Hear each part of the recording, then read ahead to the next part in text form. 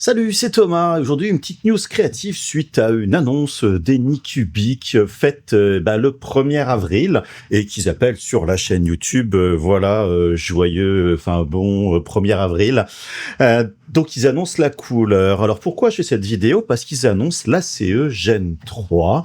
Alors, l'ACE, c'est quoi? C'est le système multicouleur d'Anycubic. Mais là, ils annoncent quelque chose d'assez majeur, c'est-à-dire avoir une tête d'impression et 4 buses accrochées dessus. Donc, du multicouleur qui n'est pas multi-tête, mais monotête, mais multi-buse intégrée au même système. Bref, ça va être le meilleur de tous les mondes. Donc, ils ont proposé une vidéo et je vais vous commenter ce sujet-là, vous dire un petit peu ce que j'en pense, forcément super à chaud. Alors, le début de la vidéo, c'est très, mon Dieu, on a toujours voulu atteindre un but, que le multicouleur soit génial, on a fait de l'innovation, etc. Et donc, la première génération d'ACE est arrivée, qui a révolutionné, bien sûr, le système multicouleur. Et puis après, il y a eu le système pour sécher activement avec la version 2 Pro. Il y a, bien sûr, l'arrivée avec la Cobra X, d'avoir donc l'ACE intégré dans la tête, mais avec une seule buse. Mais on se retrouve donc bien sûr avec le problème classique de tous les petits déchets, les petits cacas, et je vous cache pas qu'il y en a beaucoup plus pour cette impression que ce qui est montré là. Donc ils sont revenus à la table à dessin, et qu'est-ce qu'on peut faire pour améliorer tout ça? Voilà, donc la vidéo, bien sûr, le lien est en description, et là ils annoncent une nouvelle tête, cette ACE Gen 3.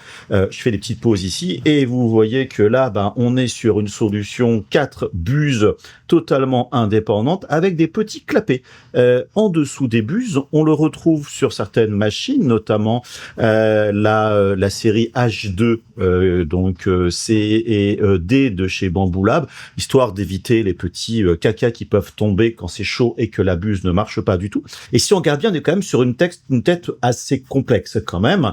Il y a quand même pas mal d'éléments pour visser. On a les systèmes de buse. On ne constate pas typiquement les capuchons en silicone pour protéger de la chaleur. Bref, système plutôt compact qui, je vous le cache pas, m'amène à me poser la question de la maintenance en cas de bouchage de buse, remplacement de buse, etc. Alors, je pense au remplacement. On regarde ici des gros boulons, écrous, pardon. Au niveau des têtes, je pense facilement pour les enlever, mais voilà, ça a l'air très joli comme ça, mais ça me soulève quand même quelques interrogations. Donc vous voyez, on voit comme ça la bascule latérale. Vous remarquez bien qu'on a les petits capots qui montent et qui descendent. Les buses vont descendre, ce qui permet d'avoir le petit dégagement nécessaire sur la verticale pour imprimer, et pas que l'autre tête forcément cogne l'impression sur la couche en cours. Donc voilà, ce qui est a priori une des solutions les plus efficaces. Et ce qui veut dire on n'a plus de petits déchets, plus ce genre de choses. Alors attention, vous aurez forcément la tour de purge qu'on appelle, ou la tour d'amorçage, qui va forcément être nécessaire. Et alors là, ce que je trouve intéressant, c'est que avant on avait de la 3D, là on a l'impression, je dis bien l'impression avec l'IA maintenant, il faut quand même se méfier, mais d'avoir une vraie tête en train d'imprimer vraiment, on va dire, un objet en 3D. Alors bien sûr, c'est en accéléré. Vous remarquez, la pose d'avant, on était sur la buse de gauche, là on est sur une buse à droite.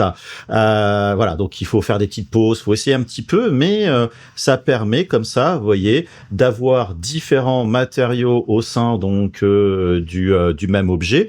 Donc il y a quand même du potentiel très très intéressant. Et là, si on regarde bien ici, alors là c'est pareil, je vais mettre aussi des petits guillemets, c'est qu'ils disent on peut avoir des buses totalement différentes au niveau de la tête, donc du 0,4 format classique, du 0,6, du 0,8, mais aussi du 0,25 ou peut-être 0,2, je n'en sais rien. Alors on trouve la même 3D que tout à l'heure. Il y a des trous comme ça ici, c'est un peu bizarre, je pose ces questions de qu'est-ce que sont ces trous. Vous voyez, il y a quand même beaucoup de systèmes de vis avec des grosses têtes, ce qui veut dire, j'imagine, qu'on va falloir dévisser des choses séparément pour descendre l'ensemble. Interrogation. Donc pourquoi je reviens sur ce système de têtes tailles différentes?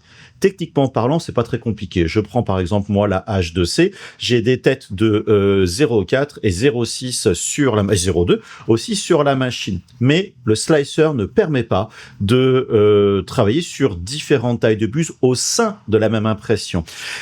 Orca Slicer, sur laquelle sont basés tous les slicers, ou Bamboo Studio ou Prusa Slicer, ne propose pas cette fonctionnalité-là. Et pour savoir comment marche un slicer, c'est pas anodin comme modification c'est d'un slicer pour proposer différentes tailles de bus. Faut pas se leurrer, ça va arriver. Le multi-tête, le multibus est maintenant une vraie réalité. C'est ancré dans le monde du business de l'impression 3D. Ils doivent bosser d'arrache-pied. Alors, je sais pas quelle marque, Bamboula, Prusa, etc. Ou peut-être qu'Anycubic travaille là-dessus depuis des années. Ils vont peut-être sortir une mise à jour de leur slicer basé sur Orca pour le faire. Voilà. Donc, gardez en tête que le multibus, au niveau de tailles différentes, c'est à prendre forcément avec des gros guillemets. Donc voilà, donc Anycubic annonce sa nouvelle révolution. J'étais, et ça vous le savez, très impressionné par la Cobra X, surtout en considérant son prix. Donc voilà, une seule buse, mais avec le système multicouleur qui est intégré, donc plus ses boîtiers externes, des genres de choses, ce qui est quand même plutôt classe, on va dire, et ça marche quand même plutôt bien. On réduit déjà les déchets de ton impression, donc c'est déjà une bonne évolution. Maintenant, cette tête-là, faut pas se leurrer, ça va être plutôt sur une imprimante, on va dire, haut de gamme de la marque, peut-être pas sur le grand public pour commencer, ça doit coûter quand même relativement cher en termes, voilà, de matières premières. La complexité, c'est sûrement pas une tête pour des grands débutants. Mais Anycubic a annoncé il y a pas si longtemps la S1 Max, qui est quand même leur modèle haut de gamme. Je crois que les livraisons commencent à peine à arriver, je suis même pas sûr. Alors, j'ai pas testé la machine, je n'en sais rien.